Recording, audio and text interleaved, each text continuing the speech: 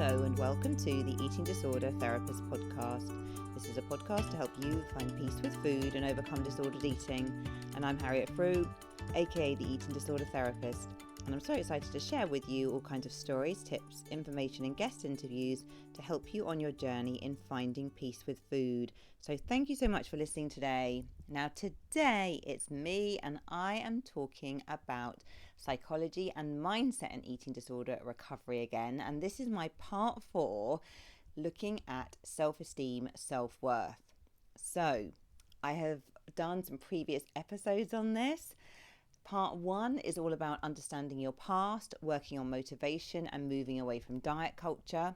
Part 2 is all about emotions, emotional intelligence, emotional regulation, all things emotions basically. And part 3 is all about our thoughts, how to manage them helpfully. Okay, so if you haven't listened to those episodes, do go back and listen to them. I'm really passionate about the psychology side in eating disorder recovery. I think for many people, they sometimes have focused very much on the behavioural side, on the eating side, which is very, very necessary as part of recovery, but they are then stuck because they haven't really addressed their mindset, their thoughts, their emotions, how the eating disorder has helped them cope. So I'm very passionate about just empowering people to learn more about this so you can apply a lot of this learning so you're not stuck in quasi-recovery, so you can go on to have a full and flourishing, healthy, long-lived recovery. So and I believe that as well is very, very possible for everyone. It's not a quick fix. You know, sometimes it takes time, particularly when we're sort of sifting through our past, dealing with trauma, etc. It's a messy, old, imperfect road. But it's absolutely so worth doing it with the right support in place when you feel ready. Okay, so this is all about self-worth, self-esteem and feeling better about yourself. And I'm actually going to share 20 different tips you can use to help build your self-esteem. Now, I love this topic actually because I feel even for myself, I've done a lot of work on myself, but we're always on this ongoing journey. And I find so many of these tips I can still really put into practice every single day to keep working on my self-esteem and self-worth. So it's an ongoing journey and I hope you're going to find it helpful. So before we dive in, let's just talk a bit more about what do we mean by self-esteem. So I had a look on the verywellmind.com website, and self-esteem is used to describe a person's overall subjective sense of personal worth or value. So in other words, self-esteem may be defined as how much you appreciate and like yourself regardless of the circumstances. So I guess it's having that kind of intrinsic sense of I am good enough despite whether I've got grade A's or how thin I am or how I look or, not related to some external condition. So someone with good self-esteem will probably describe themselves as lovable, good enough, competent, humorous, maybe kind, hardworking, etc. Someone with poor self-esteem may describe themselves as not good enough, unlikable, a failure, not good at things, too old, too young, too this, too that, incompetent, etc. So you get the kind of gist of it. And your self-esteem as well can be defined by many different factors. So things like self-confidence. Now, self-confidence is your attitude about your skills and abilities. So if you have good self-confidence, you accept and trust yourself and you have a sense of control in your life. You know your strengths, you know your weaknesses, but you generally have quite a positive view of yourself. You're very accepting of yourself. And you can then set realistic expectations and goals, communicate assertively to others and express your needs, and you can handle criticism.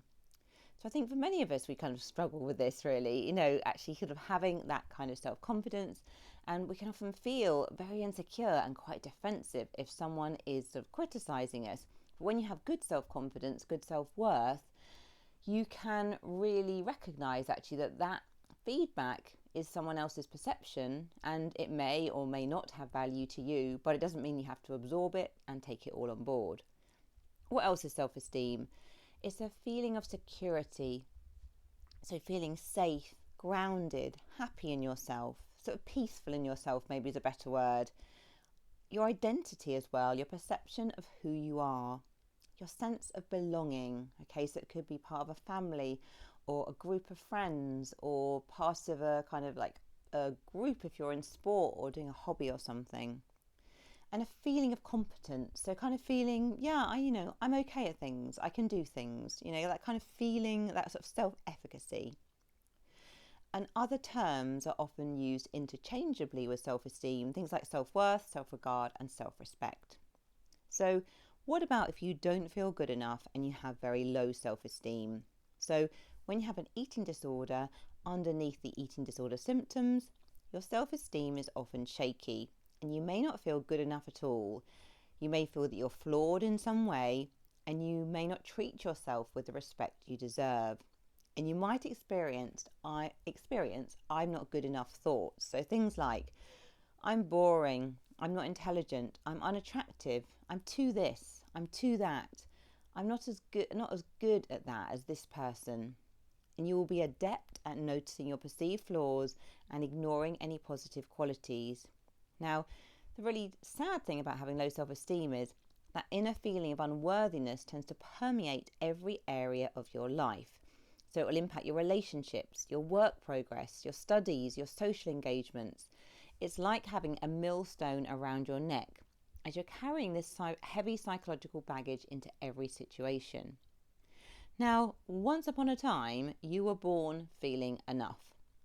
Once upon a time, as a baby, even if it was only for a momentary period. So you came into the world without shame or embarrassment. You expected your needs to be appropriately met with nourishment and care, and you brought all of you to the table with boldness and bracing honesty. And you cried when you needed something, regardless of the time or day or night. Then you grew up, and life began to shape your development and self-belief. Early experiences with caregivers, school, friends started to influence how you felt about yourself. And you may have learned that love can be conditional, and you begin to mould yourself to fit the world. Now, if you predominantly felt love, support and encouragement, then you're likely to have greater resources of self-belief, feeling that you are worthy as you are without having to meet a multitude of requirements to be acceptable. But if you experience criticism, bullying or unhelpful comparisons with others, then you might doubt your lovability, feeling that conditions must be met to avoid rejection. And human beings, we are wired to be terrified of rejection, because once upon a time, rejection from the tribe would have meant life or death. But this is not true of the world we live in today. Of course, we do need people, we do need acceptance, we do need connection, but a rejection is not life-threatening as it once was. So if you're always striving to please others and to meet external conditions, maybe you feel like you've got to be this like grade A student, or you feel that you have to look a certain way, or you have to be kind of good at something in a certain way, it can place you on this relentless treadmill of striving to achieve through work, through appearance, through fitness, through eating, through relationships to gain approval. And the trouble is, striving to be good enough is like spinning on a hamster's wheel that never stops. And the illusion that worthiness arrives once a goal is achieved is futile, because the goalposts always move and you always need another qualification, more money, a lower number on the scale, or additional likes on social media to feel enough. So, as you're listening to this, reflect on your own self-esteem today, and you might even want to pause the podcast a moment to have a think about it. So think about, how is my self-esteem today? If you had to rate it, a 0, really on the floor, 10, very, very good, where would you rate it? And you might find that it's better in some areas than others.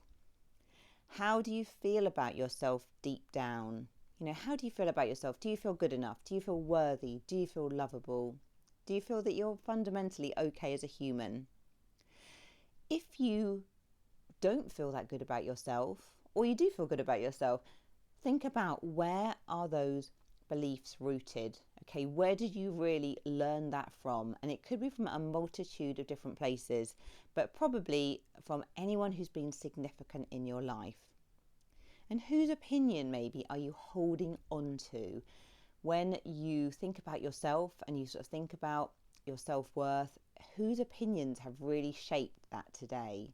And just reflect on this without judgment, but just kind of noticing who has really had a big influence on your self-worth and how you feel about yourself today. Time for a short advertisement break. Friends, does it seem like I'm okay until I'm stressed and I can't stop eating? Am I ever going to stop binging? I can't slow down or relax. I can't tell my hunger and fullness even though I think I'm eating enough. And I'm fine with food till something happens and then I'm restricting emotional eating or not buying groceries again. I surround myself with body positive pictures, wearing more comfortable clothes, but I still can't stand my body and I fear gaining weight. You don't lack knowledge. You might just not have had a sense of safety inside you for recovery efforts to fully land. This means you might be living in chronic fight, flight, freeze or please, and you need new experiences of the threat responses softening that cause the eating and body image issues in the first place so that recovery can actually stick. If you are seeking the missing piece in your food, weight and health recovery journey, consider trauma-informed nutritional counselling with Tracy Brown and Associates. And Tracy can be reached at www.tracybrownrd.com/get-started, link is in the show notes, to learn how to shift what has been too much or not enough inside for food to feel easy. Okay, so now let's move on to how to raise your self-esteem, 20 ways. Okay, my favourite bit of the podcast. So, number 1 tip, seek to self-trust. Now, I think for all of us, we're often looking for someone else outside of us to come along, like a big mummy or daddy figure, to tell us exactly what to do and to give us that permission to go ahead, to do whatever it is that we're worried about. And yeah, we're kind of looking for this outside reassurance. Now, no one can really give you that permission in life to be brave and take those steps, okay? Now, people can support us, etc., but ultimately, we need to start strengthening that self-trust muscle and starting to listen to ourselves and listen to what is important to us so we can give ourselves permission to make the changes that we need to make. So we all can often wait for someone to step in and tell us that we're finally worthy. And I know for me in my recovery journey, I was always looking externally and I was always looking for some kind of guru to come along and be able to kind of fix me in a way. And then I was always like really disappointed that no one could do it and always felt really, really frustrated.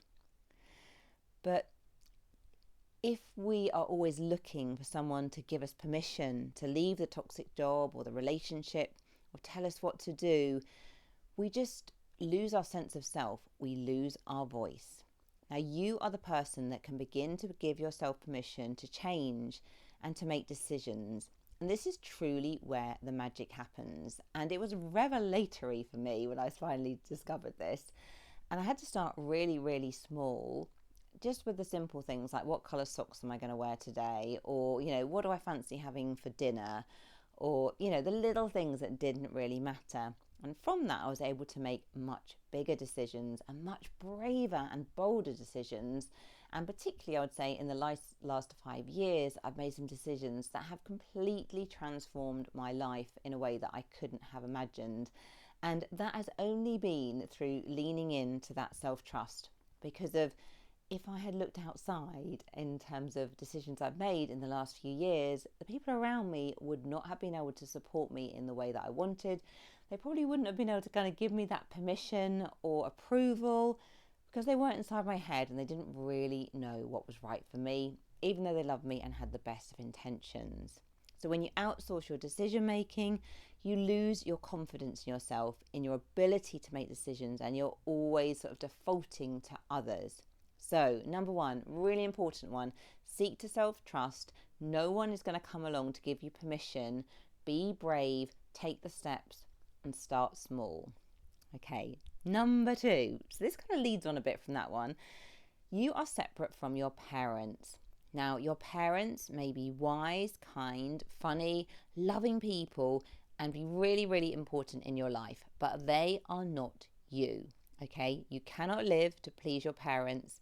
This will only lead to misery and resentment and probably a midlife crisis or a quarter life crisis or some kind of crisis down the line when you really go against what is right for you. So you need to be you. You need to step into your own power, your own voice. You can still respect your parents. You can still love your parents. You can still have great relationships with them, but you are ultimately separate from your parents, and you don't want to be just living out your life in a way that has been defined and sort of projected onto you. You want to be making sure that you're fully stepping into your own power and making those decisions from that self-trusting place. Number 3, you are not who you were 10 years ago. So realize that old dated paradigm is outdated and not serving you. Now, I know when I think of myself, when I was in my teens, I felt really insecure. I really felt I was really unattractive. I felt that I wasn't intelligent. I felt I just didn't have much to bring to friendships. I really did not feel good about myself. And when I went to sixth form and onto university, and I started to step a bit more into my power, it was really important for me to sort of change my self-perception of myself. I mean, I didn't sort of jump from being having very, very low self-worth to feeling good about myself, but I was definitely sort of shifting through that period and begin to realize, actually I was not the same person that I was 10 years ago. So I think what's really important is we're often stuck in an old, outdated perception of ourselves, and actually we haven't realized that things have changed. We've actually done a lot of personal development. We've worked on ourselves. We've become, we've kind of honed our communication skills. We've put ourselves in challenging situations. We've actually changed a lot, and we need to kind of give ourselves that kind of credit and support and realize actually maybe if at home 10 years ago or something, you felt like the kind of oddball in your family, or you felt that you didn't fit in, or you were teased or ridiculed, or maybe you didn't fit in with your peer group at school.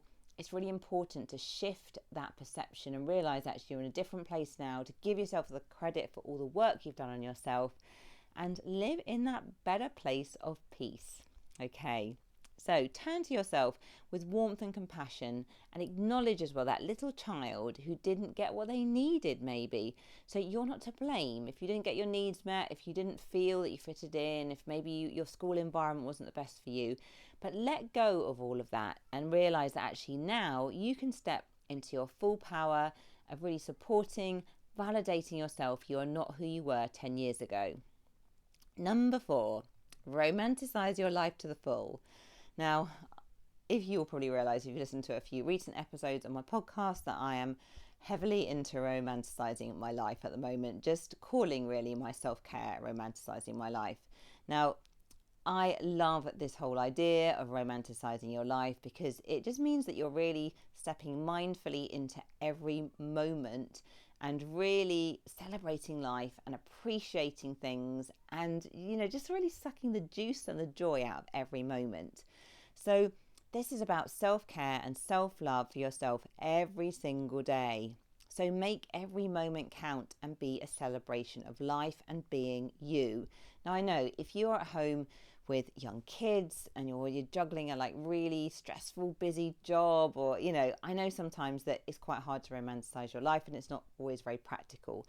But you can still find the little glimmer moments where you can come back into the present moment and self-care and really look after yourself.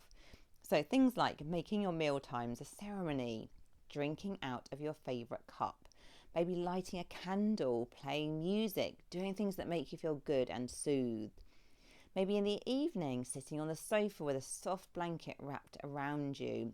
Maybe going outside in nature and really just listening to the birds, soaking up the trees and the green, or at nighttime looking up at the stars and cherishing the little moments. Number 5, go with the cringe moments. You're not meant to be perfect. Anyone who has succeeded has failed multiple times. Now, I know for myself, when I look back at some of my earliest videos on Instagram and stuff, I do have quite a big cringe. But I kind of think, if I hadn't actually put myself out there and made those very, very rubbish videos in the first place, and even my early podcast episodes, I can be a bit cringe. I was kind of Umming lots. I still do that now sometimes, but yeah, there are kind of things that I can be quite cringe about. Can cringe over all those little incidents quite a lot. So what's really important though is if I hadn't had those cringy moments, I wouldn't be here now with a podcast that is global with 1 million downloads. So we have to allow ourselves to have the cringe moments and not be hard on ourselves. And I think if you have low self-esteem, you really notice your inadequacies and overlook your achievements. And you may only allow yourself to feel good if you've achieved excellence or perfection, or if someone else validates your action. So perfection's a myth. Striving to be perfect is like trying to hit the bullseye on a dartboard every single time. And when you're not hitting the bullseye, you feel as though you are failing at life.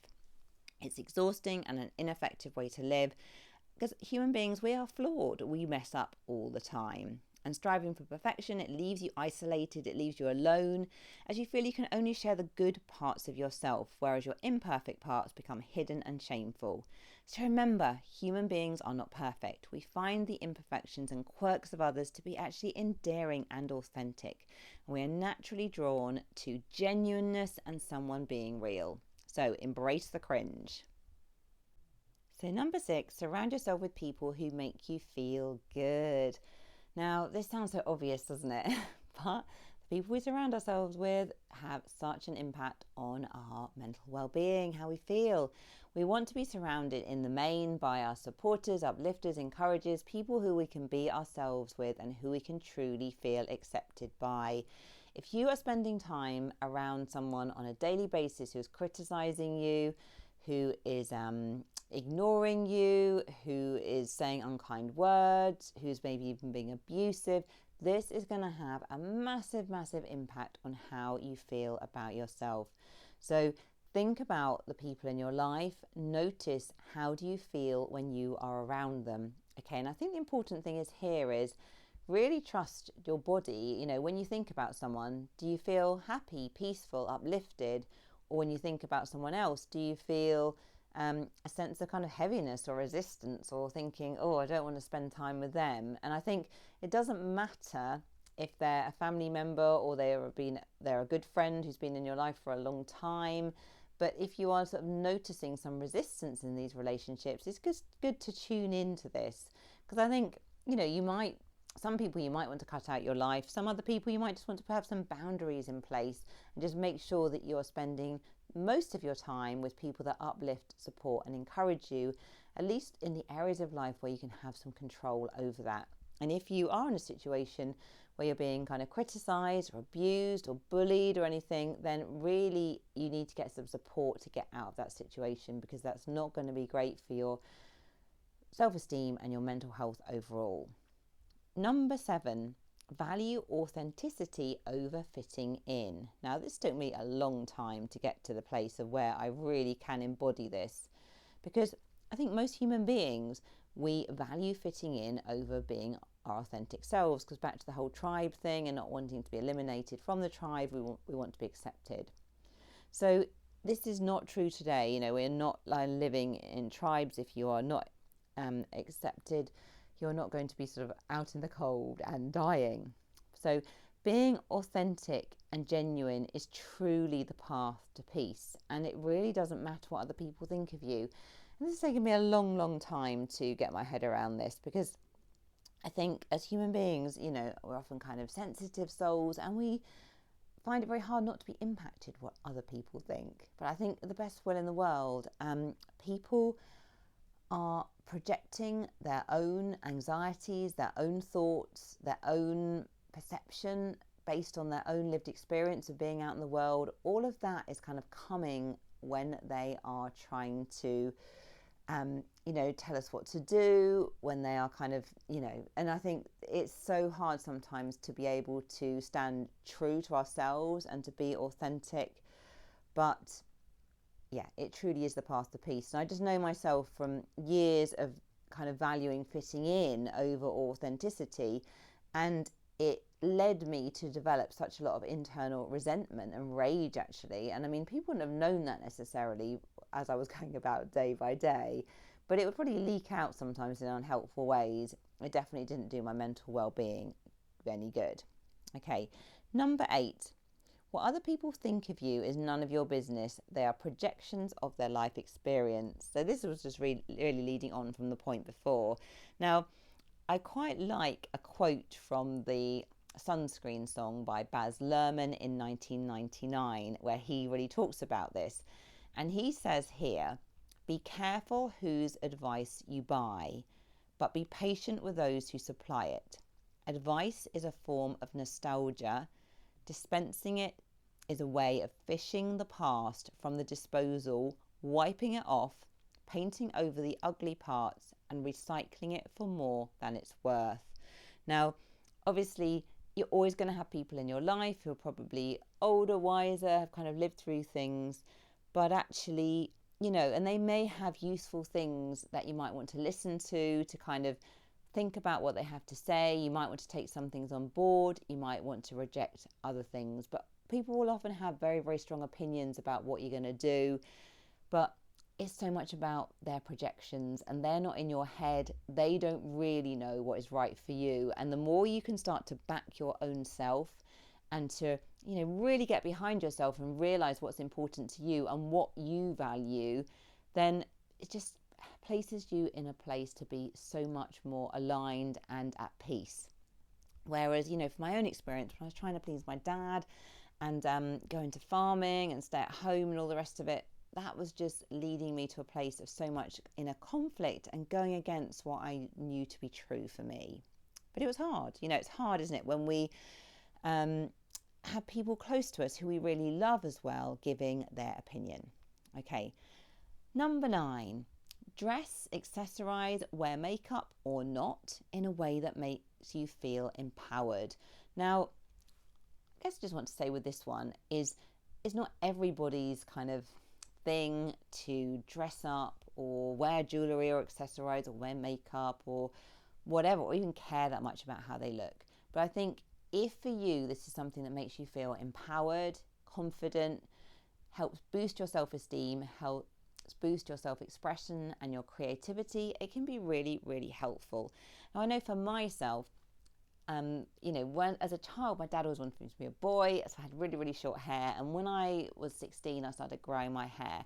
And growing my hair and kind of having like long curly hair was such an empowering thing for me. I felt I was just stepping into myself so much more, and being able to grow my hair and having the freedom to do that was something that really helped kind of boost my self-worth. And it sounds like quite a superficial thing, and I truly believe that true self-worth needs to come really more from the internal things. But I think if you find for yourself, you express yourself through your appearance in a creative way, that can be something that can make you feel good. So maybe experiment with that.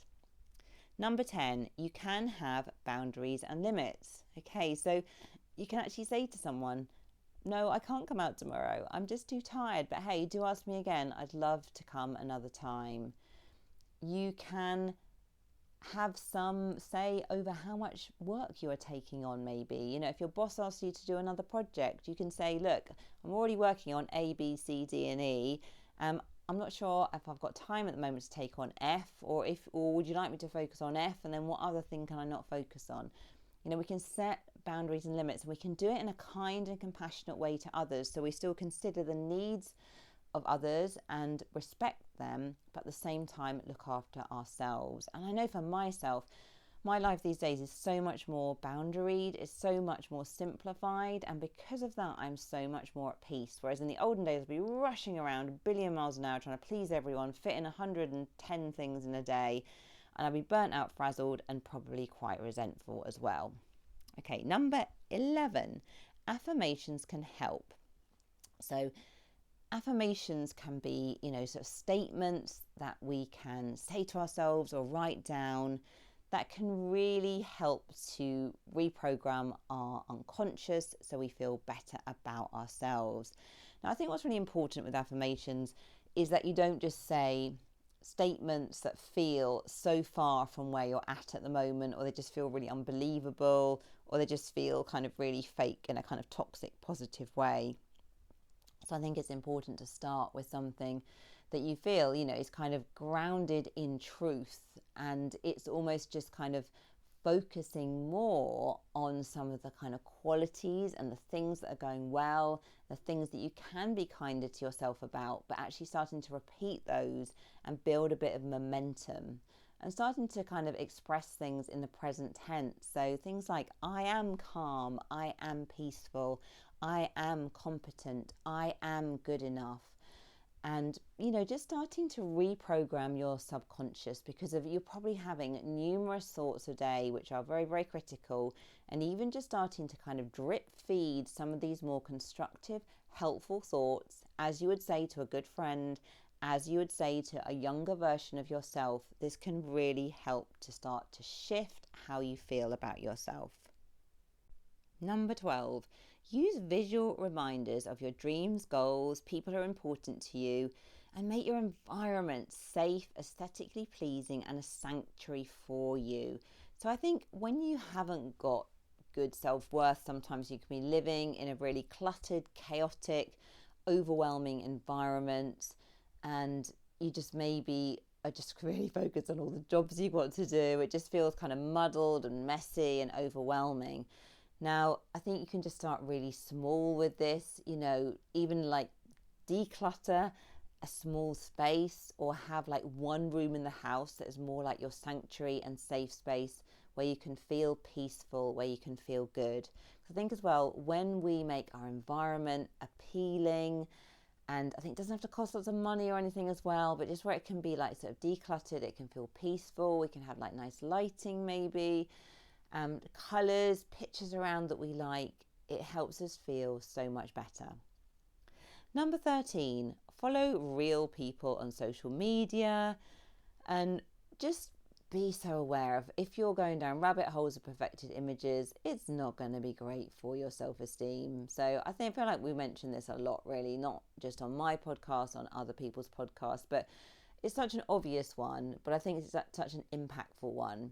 And if you think about all the time you have in the day, if you're spending a significant chunk of that day, even if it's only like 20 minutes, but looking at certain images, it's not going to make your self-esteem any better. Okay, so just really think about what you're following. Number 14, collect evidence of your wins and stepping out of your comfort zone. So often we are so good at focusing on the negative, we focus on all the things we haven't done, and we completely forget and overlook all the positive and constructive things we've done in a day. So record specific examples of things that have gone well. So, for example, today I was kind and generous when spending the day with my niece. I bought her lunch and gave her time and listened to what she had to say. Okay, so just capture the little moments of when things are going well. Maybe when you challenge yourself, you step out of your comfort zone, where you do something that you're proud of. Make sure that you're looking at your life through that lens and starting to collect evidence of being good enough, okay? Because there will be evidence when you start to look for it. At the moment, you're in the habit of collecting all the evidence in the opposite direction of not being good enough, okay? So you just need to sort of change your perception. Number 15, follow through with the commitments you make to yourself. Now, I think something that really erodes self-esteem is when we think we sort of set an intention maybe about what we want to do, something that's important to us, and then we don't follow through with it. And then we lose confidence in ourselves, maybe to be able to make a change. So say, for example, if you sort of thought, right, I'm going to really try and be a bit more sociable and make more effort with my friends this year. And then maybe when you get a couple of invitations, you decline them. You just feel like, oh, I don't want to go out. I just, I'm feeling like awkward. I'm feeling bad about my body image. I just want to stay inside. And then what tends to happen is, because you haven't followed through on that commitment you've made to yourself, you then feel kind of bad, you feel worse in your self-esteem, and you withdraw more. So when I'm talking about this as well, I'm not talking about setting yourself unrealistic, crazy goals and then beating yourself up for not achieving those. I'm just talking about the little kind of commitments we make to ourselves, really. and sometimes when we don't follow through with them. And it can be things around kind of perhaps being having integrity, or being generous, or perhaps not wanting to gossip about someone, and then we find ourselves like really kind of gossiping and being a bit bitchy or something, and then again it kind of erodes our self-esteem because we've kind of gone against what we're really trying to shift in ourselves. So follow through with the commitments you make to yourself. Number 16, educate yourself. Now I think this is just an ongoing journey. The fantastic thing is nowadays we have so many podcasts, YouTube videos, books, so many different resources where we can educate ourselves. It's almost a bit overwhelming. But I think as well, something I've been doing recently is I've been trying to watch a TED Talk a day, and I've been trying to read even a couple of pages of one of my books before I go to bed. And sometimes the wins are very small, but I do really notice the difference. Even watching one TED Talk a day, which might be like 10 minutes, maybe doing a bit of reading in the morning, a bit of reading in the evening, which probably only adds up again to about 10 minutes. But both of those things all have a powerful impact, cumulative impact on how I'm feeling, how I'm thinking. And I feel I've learned a lot recently actually from TED Talks, from watching a lot of YouTube personal development videos. So I feel like I'm kind of learning more and more and more. And, I guess I did a lot of my counselling and personal development training back in the early 2000s, and things have moved on a lot from then. Of course, I have ongoing training and development as part of my, being a counsellor and needing to kind of keep up to date. But I think there's so much that we can learn and improve just through our more informal channels as well. And that makes you feel good with your self-esteem and self-worth. Number 17, your worth is not tied up in anything else, so try to detach from this. So what I mean by this is often I think our self-worth can become so linked to our work, or so linked to how we look, or so linked to being good at something. And I guess fundamentally with our self-worth, we want to be moving to a place where we recognize in a way, I am good enough. I am okay exactly as I am.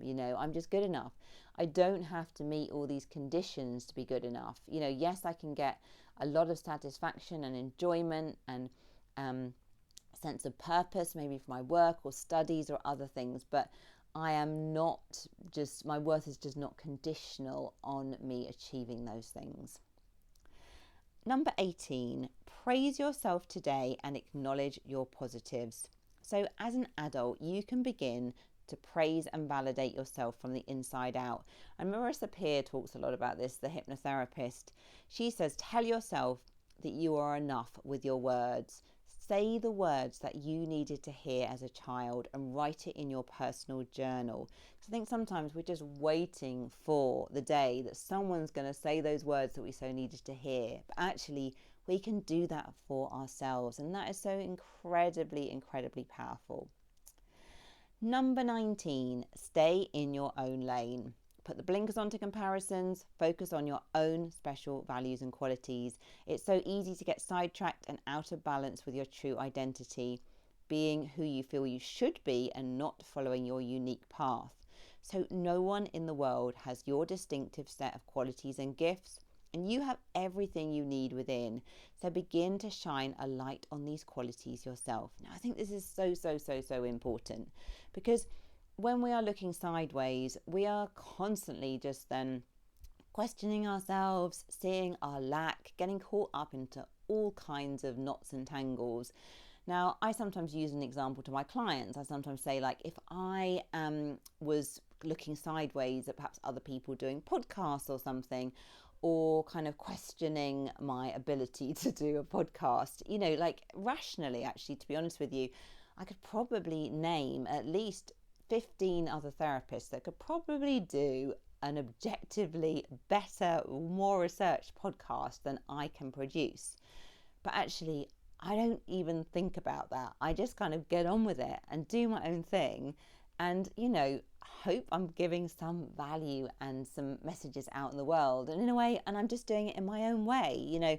I am not going to be the person that creates the really academic, massively kind of researched podcast that's really, really polished. That's just not my style. I'm much more a kind of feeling person. I'm much more kind of speak from the heart. I much more love the kind of personal stories and experiences.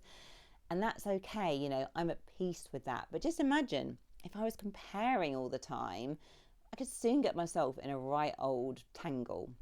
Okay, and number 20, have goals that matter to you.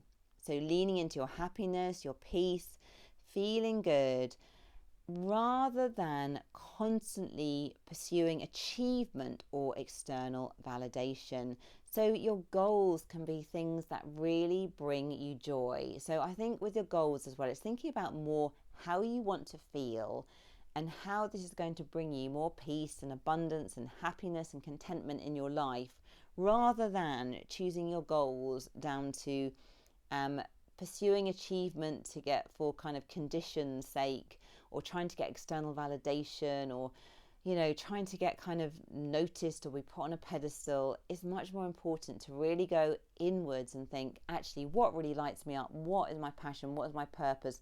What do I just really enjoy doing? And that's the sweet spot, really. And I think so often we've got so sidetracked leading lives that we feel we should be leading because we're still holding on to outdated perspectives, other people's point of view, and we haven't truly stepped into our self-worth. So I hope you enjoyed this episode, and I do apologise that my bite-sized episodes are not very bite-sized, are they? But hey, if that really bothers you, do let me know. Actually, send me a DM on Instagram, or you can let me know in the comments as well. But do say something nice in the comments, please. Give me constructive feedback. So if you're not following me already on Instagram, do seek me out, the Eating Disorder Therapist _. And for further support with your relationship with food, do go to the eatingdisordertherapist.co.uk. If you enjoy this podcast, I'll be so grateful if you'd follow, rate and review, as it helps it reach so many more listeners. And if you're a professional listening, a counsellor, personal trainer, nutritionist, dietitian, other mental health professional, and you're working with people with eating disorders and body image issues, you might be interested to find out about my online courses. Link is in the show notes. Thank you so much for listening, and I look forward to sharing another podcast episode with you very soon.